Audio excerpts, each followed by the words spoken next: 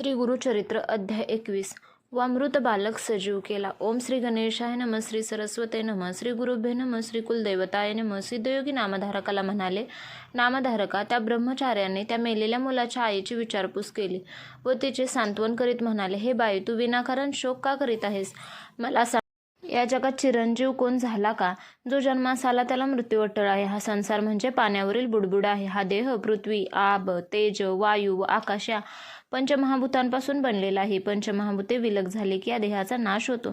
या पंचमहाभूताचे गुण मायापाषाणांनी माणसाच्या ठिकाणी भ्रम निर्माण करतात. त्यामुळे पुत्र, मित्र, पती इत्यादींविषयी आसक्ती निर्माण करतात. ते गुण 3 आहेत. ते म्हणजे सत्व, रज व तमोगुण. सत्वगुणाने देव, रजगुणामुळे मनुष्य व तमोगुणामुळे दैत्य निर्माण होतात. या गुणानुसार कर्मे घडत असतात. कर्मे चांगले वाईट जसे असेल त्यानुसार त्याचे फळ मिळते. गुणांनुसार इंद्रियांच्या भोगाची वासना प्रबळ ठरते व सुख, दुःख, भोग पुढे येतात. पूर्वकर्मानुसार प्राणी जन्मास येतात व देह प्रारब्ध भोगतात. कल्पवर्ष आयुष्य असणाऱ्या देवऋषींनाही अंत असतो. मग मनुष्याची काय कथा? अवस्था सतत बदलत असते. जन्म, बालपण, तारुण्य, वार्धक्य व शेवटी मृत्यू हे सर्व अटळ असते. मृत्यूनंतर जीवाला पुन्हा देह धारण करतो. हे जन्म मरणाचे चक्र सतत चालू असते. जे ज्ञानी असतात ते जन्म मृत्यूचे दुःख मानत नाहीत. जन्मास येणाऱ्या प्रत्येकाची ललाट रेषा ब्रह्मदेवाने लिहून ठेवलेली असते. प्रत्येकाचे जे पूर्वजित असते त्यानुसार प्रत्येकाला तशी गत प्राप्त होते. म्हणून कोणी बालपणी मरतो तर कोणी म्हातारपणी.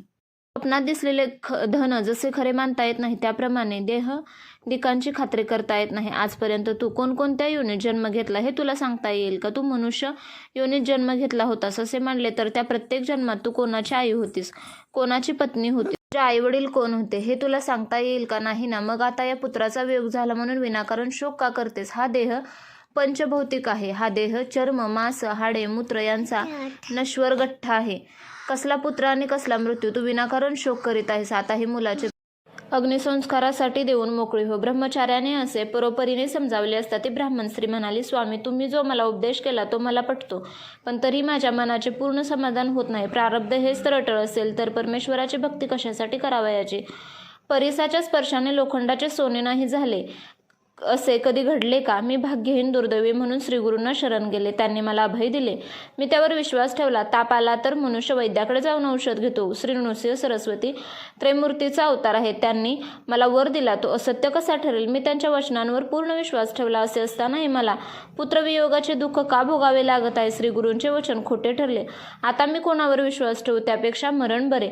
आता मी प्राणत्याग करते. त्या ब्राह्मण स्त्रीचा प्राणत्यागाचा अटळ निश्चय पाहून ब्रह्मचारी तिला म्हणाला, आता तुझा निश्चय ठाम असेल तर मी तुला सांगतो तसे कर. तू श्रीगुरूंच्या वचनावर विश्वास ठेवलास, तुला पुत्र झाला, पण त्याला मृत्यू आला. म्हणून तू श्रीगुरूंच्याकडे जा आणि तेथे तुला वर मिळाला त्या कृष्णा पंचगंगा तीरावरील औदुंबराखाली मुलाचे प्रेत ठेव व तेथे प्राणत्याग कर. ब्रह्मचार्याने असे सांगितले असता ते त्या ब्राह्मण स्त्रीला पटले.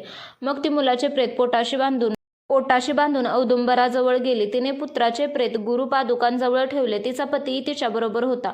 ती स्त्री गुरुपादुकांवर डोके आपटून आक्रोश करू लागली. लोकांनी पुत्राचे प्रेत अंत्यसंस्कारासाठी मागितले, पण रात्र झाली तरी ते प्रेत देण्यास तयार होईना. आता या निर्जन जागी रात्री थांबणे योग्य नाही. प्रेताला दुर्गंधी सुटली की ही बाई प्रेत आपल्याकडे देण्यास तयार होईल. आता आपण घरी जाऊया व उद्या सकाळी येऊ. असे म्हणून सर्व लोक आपापल्या घरी गेले. इकडे आक्रोश करणाऱ्या त्या स्त्रीला तिसऱ्या प्रहरी ग्लानी आली व त्या स्थितीत तिला झोप लागली. झोपेत असताना तिला स्वप्न पडले. स्वप्नात तिला एक जटाधारी योगी दिसले. त्यांनी सर्वांगाला भस्म लावले होते, व्याघ्र चर्म परिधान केले होते, त्यांच्या गळ्यात रुद्राक्ष माळा होत्या, हातात त्रिशूळ होते. असे हे योगी आले व त्या शोकाकुल स्त्रीला म्हणाले, तू आम्हाला दोष देऊन विनाकारण शोक का बरे करीत आहेस? तुझ्या मुलाला काय झाले आहे? मी आत्ताच त्याच्यावर उपाय करतो. असे बोलून त्यांनी त्या मुलाच्या सर्वांगाला भस्म लावले. मुलाचे तोंड उघडून त्यात प्राणवायूचा संचार केला. आता तुझा पुत्र जिवंत होईल असे आश्वासन दिले. हे स्वप्न पाहून तिला अचानक जाग आली. ध्यानीमनी ते स्वप्नी असे मनाशी म्हणता ते आश्चर्यचकित झाले. मुलाच्या प्रेताकडे पाहून ती पुन्हा रडू लागले. आपले दैवच खोटे, तेथे देवाला दोष देण्यात काय अर्थ आहे? श्रीगुरूंना तरी दोष यायचा असा विचार करीत तिने मुलाच्या प्रेताकडे पाहिले. ते मूल हालचाल करीत आहे असे तिला दिसले. तिने प्रेताला हात लावला. तो गरम लागले. त्या प्रेतात जीव आला आणि तो मुलगा उठून आपल्या आईला बिलगला. त्या आईला ती भुताटकी तर नाही ना असे क्षणभर वाटले, पण तसे काही नव्हते. तो मुलगा खरोखरच जिवंत झाला होता. त्या बाईने आत्या आनंदाने त्या मुलाला छातीशी घट्ट धरले. तिला एकाएकी प्रेमपाना फुटला. ती मुलाला स्तनपान देऊ लागली. तिने आपल्या पतीला जागे केले. आपला मुलगा जिवंत झालेला पाहून त्याला अतिशय आनंद झाला. ही सर्व श्री नृसिंह सरस्वतींची अघात लीला याची त्याला खात्री पटली. मग त्या पतिपत्नींनी स्नान करून औदुंबरास प्रदक्षिणा घातल्या. श्री गुरूंची अनेक परींनी स्तवन करून क्षमायाचना केली. श्री गुरूंच्या पादुकांची यथासांग पूजा करून भक्तिभावाने श्री गुरूंचे स्तवन केले. त्याचवेळी गावातील ब्राह्मण मुलाच्या प्रेतांवर अंत्यसंस्कार करण्यासाठी तेथे आले. मुलगा जिवंत झालेला पाहून सर्वांना आश्चर्य वाटले. सर्वांनी श्री गुरूंचा जय जयकार केला. मग त्या ब्राह्मण पतिपत्नींनी तेथे ब्रह्मानुभोजन घालून मोठा आनंदोत्सव केला.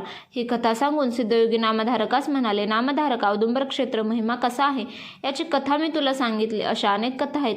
औदुंबर तळी श्रीगुरूंचे कायमचे वास्तव्य असते. तेथे जाऊन श्रीगुरूंची सेवा केली असता सर्व इच्छा पूर्ण होतात. याचा अनुभव अनेकांनी घेतला आहे. श्रीगुरूंनी चरणपूजा केली असता वंध्य स्त्रीला पुत्र संतान लाभते, दरिद्री माणसाला लक्ष्मी प्राप्ती होते, रोगी माणसाला आरोग्य लाभते, कधीही अपमृत्यू येत नाही. श्रीगुरूंची भावभक्तीने पूजा केली असता सर्व मनोकामना पूर्ण होतात. जो कुष्ठरोगी असेल त्याची श्रीगुरु चरणांची पूजा केली असता शरीर सुवर्ण होते. याविषयी संदेह बाळगू नये. श्रीगुरु पादुकांची पूजा केली असता हृदयविकार, गंडमाळा, अपस्मार इत्यादी दोष नाहीसे होतात.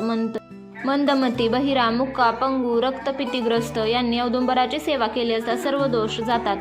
चतुर्विध पुरुषार्थाती प्राप्ती होते. श्रीगुरूंचे वास्तव्य असलेला औदुंबर म्हणजे या कलियुगातील कल्पवृक्षच होय. नामधारका, श्रीगुरू नृसिंह सरस्वतींचा महिमा किती सांगावा. सरस्वती गंगाधर म्हणतात. श्रीगुरुचरित्र म्हणजे प्रत्यक्ष कामधेनूच आहे. त्याचे भक्तिपूर्वक श्रवण पठण केले असता सर्व इच्छा पूर्ण होतात. अशा रीतीने श्रीगुरुचरित्रामृतातील मृत बालक सजीव केला नावाचा अध्याय 21वा समाप्त.